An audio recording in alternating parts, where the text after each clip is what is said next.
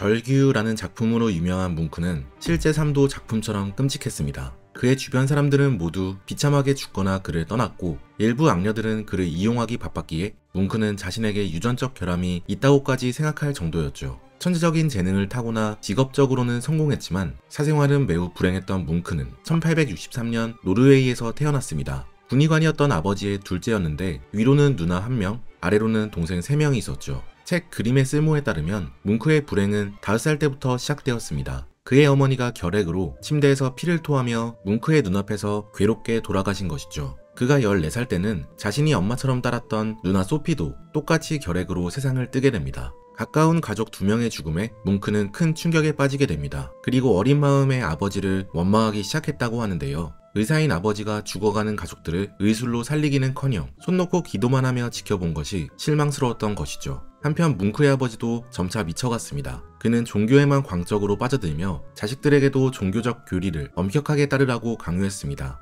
뭉크의 아버지는 아이들이 말을 듣지 않으면 종종 죽은 아내의 핑계를 댔다고 합니다. 엄마가 하늘에서 지켜볼 테니 아빠 말을 잘 들어야 한다고 아이들을 협박했죠. 또 그는 밤에는 아이들을 불러놓고 무서운 귀신 이야기를 들려주었습니다. 안 그래도 죽음을 무서워하던 뭉크는 아버지의 귀신 이야기에 밤마다 악몽을 꾸게 되었다고 합니다. 그래서 그는 항상 죽음이 자신을 지켜보고 있다고 생각하게 되었죠. 실제로 뭉크는 어렸을 때부터 건강이 좋지 않았습니다. 한 번은 몸이 좋지 않아 겨울에 방에서만 누워 있어야 했죠. 침대에 누워있던 뭉크는 우려함을 달래기 위해 그림을 그리기 시작했습니다. 의외로 그는 그림을 그리는 것이 매우 즐거웠고 그때부터 매일매일 그림을 그리기 시작했다고 합니다. 그 시절 뭉크에게는 눈에 보이는 모든 것이 영감이었습니다. 침대에 누워 방이나 거실 등을 그리기 시작했죠. 얼마 뒤 그는 일기에 자신의 다짐을 적었습니다. 앞으로 나는 화가가 될 거야. 하지만 뭉크의 아버지는 아들에게 큰 관심이 없었고 아들의 적성도 알아차리지 못했습니다. 되려 그는 아들에게 공학을 공부하라며 기술학교에 진학하라고 강요했죠. 하지만 다행히 이모 카렌이 조카 뭉크의 예술적 재능을 알아보았고 결국 그는 왕립미술학교에 진학하며 본격적으로 예술을 배우게 되죠. 그곳에서 그는 뜻하지 않게 연상녀와 불륜을 즐기게 됩니다. 학교를 다니면서 뭉크는 친구 6명과 함께 스튜디오를 빌려 작품 활동을 시작했습니다. 동시에 그는 밀리 탈로라는 여성과 만나 사랑에 빠지게 되는데요. 안타깝게도 4살 연상의 밀리는 뭉크의 먼 사촌과 결혼한 유부녀였습니다. 하지만 둘은 몰래 만남을 가졌고 약 2년간 관계를 지속했죠. 이때 뭉크는 기쁘고 흥분되기도 했지만 동시에 부끄러움도 느꼈다고 합니다. 사회적으로 떳떳한 관계가 아니었기 때문에 둘은 항상 숲속에서 숨어 만나야 했죠. 그래도 뭉크는 밀리를 진심으로 사랑했습니다. 그러나 밀리에게는 뭉크는 불장난일 뿐이었고 결국 그녀는 뭉크에게 이별을 고했죠. 크게 상처받은 뭉크는 이때부터 남자를 이용하는 여성과 이에 상처받은 남성의 모습을 그렸습니다. 그가 그린 이 뱀파이어라는 작품은 원래 사랑과 고통이라는 제목을 가지고 있었습니다. 뭉크에게 사랑이란 여자에게 이용당하며 결국엔 고통만 남는다는 것을 함축적으로 표현한 것이죠.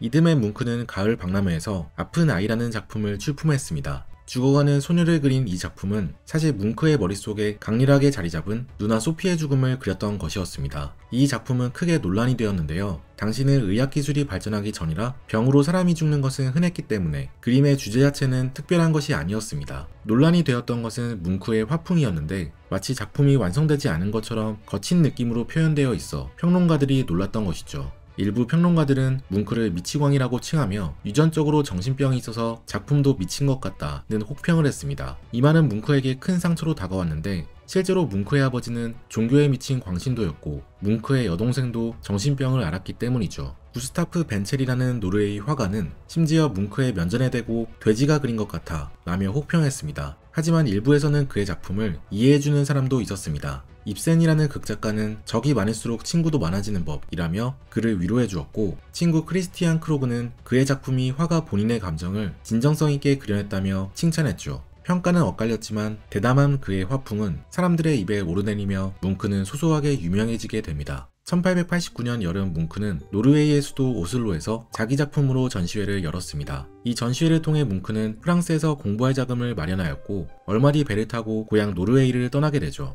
항구에서 뭉크는 아버지와 작별 인사를 나눴는데 슬프게도 이 순간이 뭉크가 아버지와 대화를 나누는 마지막 날이 되고 맙니다. 뭉크가 파리에 도착하고 얼마 뒤 한 친구는 아버지의 소식이 담긴 편지를 전달해 주었습니다. 왠지 모를 불길함에 뭉크는 친구에게 인사를 하고 혼자 조용한 식당에 들어가 편지를 열어보았다고 합니다. 편지에는 아버지가 뇌졸중으로 세상을 떠났다는 내용이 적혀 있었죠. 사실 뭉크와 아버지는 친밀한 부자관계는 아니었습니다. 하지만 막상 아버지가 세상을 떠나자 뭉크는 크게 슬퍼했습니다. 특히 아버지의 임종조차 곁에서 지켜보지 못한 것에 크게 후회가 남았죠. 부모님을 모두 잃고 한순간에 고아가 된 뭉크는 좌절했고 어두운 그림을 그리기 시작합니다. 화면에 보이는 이 그림은 당시 뭉크가 살던 프랑스의 지역 생클로의 밤이라는 제목의 작품입니다. 그림을 자세히 보면 한 남자가 밤에 불도 켜지 않은 채 소파에 걸터앉아 멍하니 바닥을 응시하고 있죠.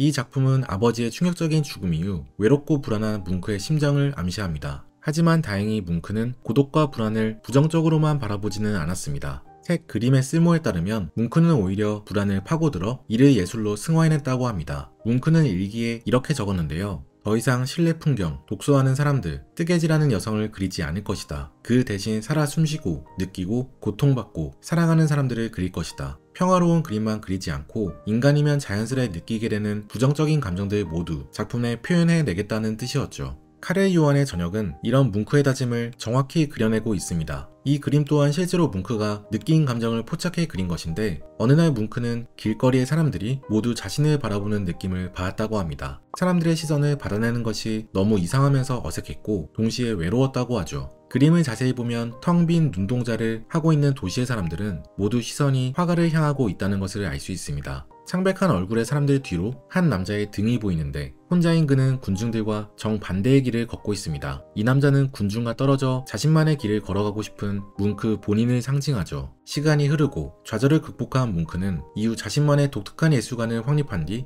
베를린 화가협회의 초대를 받아 새로운 작품들을 세상에 내놓았습니다. 하지만 뭉크에게 또 다시 시련이 찾아왔는데요. 전시한 그림의 과감한 색상과 대충 칠한 듯한 독특한 화풍에 기존 협회원들이 분노하며 당장 뭉크의 전시를 중단해달라고 요청한 것이죠. 결국 뭉크의 전시회는 며칠 만에 문을 닫았고 언론에서는 이 소동에 뭉크 사건이라는 이름을 붙이며 작품을 비평하는 기사를 쏟아냈습니다. 하지만 의외로 뭉크는 좌절하지 않고 이 상황을 즐겼다고 합니다. 그는 자신의 이모 카렌에게 이보다 더 좋은 광고는 없을 거예요 라며 이름을 알리는 것 자체만으로 의미가 있었다고 편지를 썼죠. 이 전시회로 독일에 머물게 된 뭉크는 이곳에서 두 번째 사랑 다그네 유엘도 만나게 됩니다. 부유한 상류층에서 태어난 다그니는 다재다능한 여성이었습니다. 어렸을 때는 피아니스트를 꿈꾸며 음악을 공부했고 춤도 잘 추었으며 성인이 되어서는 작가로 활약했죠. 판무파탈이었던 그녀는 당시 잘나가던 예술인들과 자유로운 연애를 즐겼다고 합니다. 뭉크를 포함해서 스타니스와프 흐시프셰프스키와 아우구스트 스트린드베리 등이 그녀의 연인으로 알려져 있죠. 사람들은 그녀에게 아스파시아라는 별명을 붙여주었습니다. 성적으로 자유롭고 개방적인 여성이라는 뜻이었죠. 다그니는 뭉크의 뮤지였습니다. 다그니 유엘의 초상화, 마돈나 등의 작품이 다그니를 바탕으로 만들어졌다고 하죠. 그녀는 작품 질투의 모델로도 알려져 있습니다. 중앙에 하얀 옷을 입으며 자신의 매력을 뽐내는 여성이 다그니,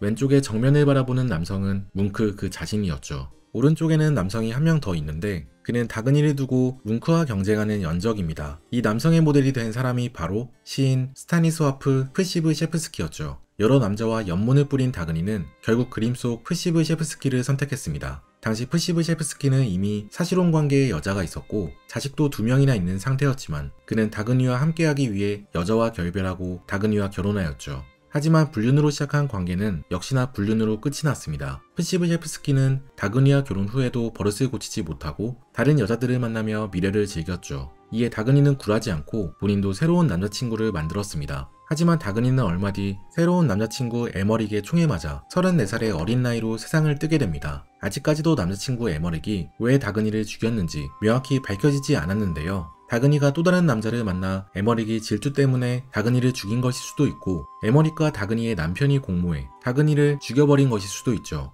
어쨌든 뭉크는 친구이자 연인이었던 다그니를 황당한 사건으로 잃게 됩니다. 비슷한 시기에 뭉크는 공황발작과 비슷한 증상을 겪게 되었습니다. 그런 그의 정신상태를 고스란히 드러내는 그림이 바로 유명한 절규라는 작품이죠. 뭉크는 일기에 이 그림과 관련해 이렇게 적었습니다. 해가 지고 있었다. 우울한 기분이 들었다. 갑자기 하늘이 피처럼 붉게 물들었다. 나는 멈춰선 채로 공포에 질려 몸을 떨었다. 바로 그 순간 나는 자연을 관통하는 커다란 절규가 끝없이 계속되는 것을 들었다. 자신의 내면에 피어오르는 고독과 불안을 포착해 그려낸 것이죠. 이후 그의 절규는 미디어에서 여러 모습으로 재생산되었습니다. 영화 나홀로 집에의 포스터, 보그 잡지의 화보 등 쉽게 절규의 패러디를 찾아볼 수 있죠. 참고로 뭉크는 총 4가지 버전의 절규를 그렸는데 그중 1895년에 파스텔로 그린 작품은 경매에서 약 1229억 원에 판매되었습니다. 작품 활동을 꾸준히 이어나가던 뭉크는 너무 잔인하고 폭력적이다 라며 비판하는 의견도 있었지만 팬들도 생겨나기 시작했습니다. 특히 독일의 외무장관을 역임한 발터 라테나우도 뭉크의 팬이었다고 하죠. 논란의 중심에 선 뭉크는 점차 유명해졌고 재정 상황도 나아지게 됩니다. 경제적으로 풍족해진 뭉크는 자신의 조국 노르웨이에 해피하우스라는 별장을 마련해 여름이 되면 별장에서 휴식을 취하며 시간을 보냈죠. 하지만 평화로움도 잠시, 뭉크는 또 한 번 사랑에 배신당하고 맙니다. 36살의 뭉크는 돈 많은 와인 상인의 딸 툴라 라센과 교제를 시작했습니다. 툴라 라센은 이전 여자들과는 다른 점이 있었습니다. 보통 교제를 시작하면 여자가 뭉크를 좋아하는 것보다 뭉크가 여자를 좋아하는 경우가 많았는데 툴라 라센의 경우에는 툴라 라센이 훨씬 더 뭉크를 많이 좋아한 것이죠. 뭉크의 매력에 푹 빠진 툴라는 빨리 결혼하자며 뭉크를 재촉했다고 합니다. 하지만 뭉크는 스스로 결혼할 자격이 없다며 매번 결혼을 미뤘는데요. 사실 불행한 유년 시절을 보낸 뭉크는 자신에게 큰 유전적 결함이 있다고 생각했고 행복한 가정을 이루는 것은 불가능하다고 생각했습니다. 뭉크는 미친 아버지의 피가 자신에게 흐른다고 생각했고 자식을 낳는다면 자식도 정신병을 이어받을 것 같아 걱정했죠. 그는 이런 자신의 불안한 마음을 유전이라는 작품으로 표현하기도 했습니다. 작품은 피를 토하는 어머니의 무릎에 한 아이가 누워있는데 그 아이의 몸에도 피가 묻어있죠. 매독에 감염된 어머니가 선천성 매독에 걸린 아이를 안고 울고 있는 모습으로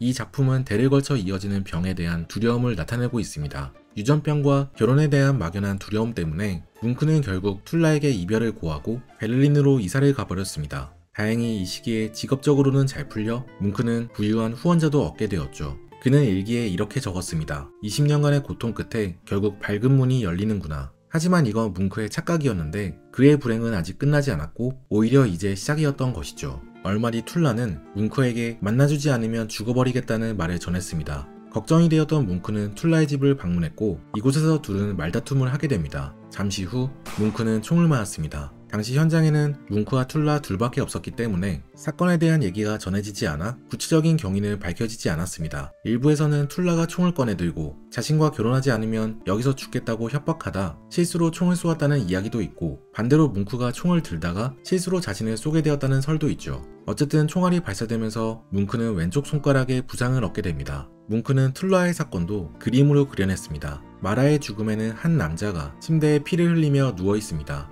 그 앞에 여자는 멀쩡하게 서 있는데 이 작품으로 뭉크는 가해자인 툴라와 피해자인 자신의 모습을 그려냈죠. 하지만 총기 사건이 있고 3주도 채 지나지 않아 툴라는 자신보다 10살이나 어린 아르네 카블리와 결혼식을 올렸습니다. 이 소식을 듣고 뭉크는 황당함과 동시에 배신감이 들었는데요. 자신을 사랑한다며 결혼하자고 협박쇼를 벌일 때는 언제고 갑자기 다른 남자와 결혼해버린 툴라가 이해가 가지 않았던 것이죠. 뭉크는 분노하며 예전에 그린 툴라와 자신의 자화상을 반으로 갈라버렸습니다. 매번 사랑에 배신당하던 뭉크는 이후 그 어떤 여성과도 결혼하지 않고 평생 독신으로 살게 됩니다. 내 그림들 외에는 자식이 없다며 오로지 그림에만 몰두했죠. 뭉크는 나이가 들고 여러 사건을 겪으면서 점차 신경이 예민해졌고 환각까지 보게 되었습니다. 결국 그는 정신과 의사를 찾아갔는데 다행히 정신병원에 머물며 안정을 되찾을 수 있게 되었죠. 이후 뭉크의 그림은 색채가 화려해졌고 갑자기 희망적인 그림을 그리기 시작했습니다. 말년에 뭉크는 예술 분야에서 나라의 이름을 드높였다며 기사 훈장까지 받게 되었죠. 하지만 뭉크는 말년에도 또 한 번 불행을 겪게 됩니다. 바로 나치가 말을 듣지 않는 뭉크를 퇴폐 미술가로 지정해버린 것이죠.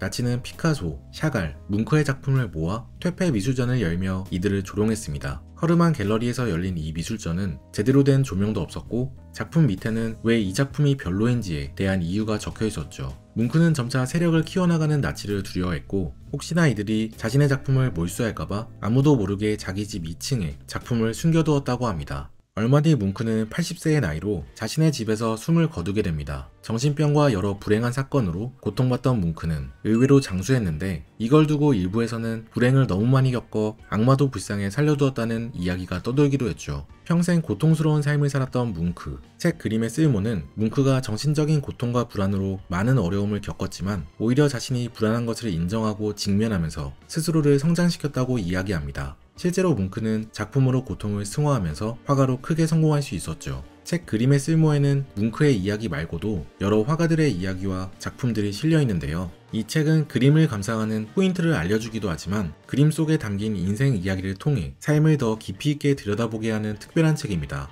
책 속에 담긴 화가들은 어렵고 절망적인 인생 속에서도 작품에서는 희망을 찾아 나섰습니다. 그래서 이들의 인생과 작품 이야기를 읽다 보면 오히려 위로를 받는 느낌을 받죠. 예술이 인간에게 어떤 의미를 지니는지, 그림의 쓸모는 무엇인지 알 수 있을 거예요. 꼭 한번 읽어보시기를 권해드립니다. 지금까지 책트폭행이었습니다. 오늘 함께 읽은 책 그림의 쓸모, 저자 윤지원. I know that I'm well away from being a perfect guy.